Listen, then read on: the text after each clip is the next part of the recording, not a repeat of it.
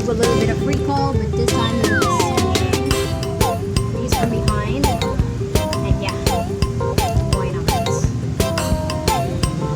It's definitely not sunny. There you go. That's a good perspective. Okay. Hello. Huwag na lang. So recall is when voters remove underperforming officials.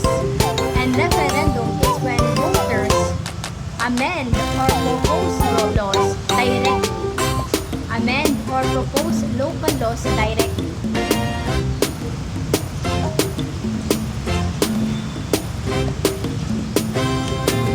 Initiative pala mo.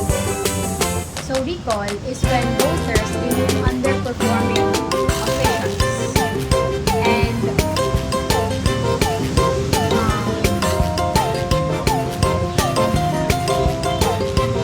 shit, labas ko ay kasi why I really didn't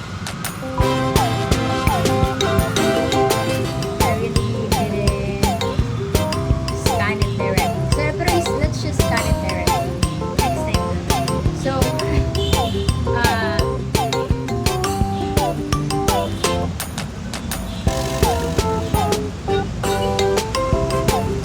so referendum is when initiative is when voters amend or propose laws directly.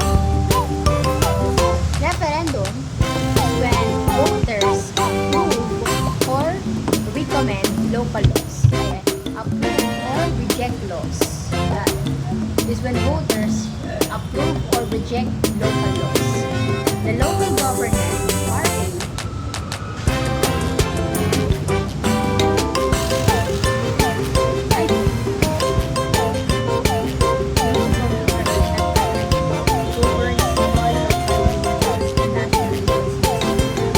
the local government law RA 7168 enacted in 1991 that all involved government agencies, government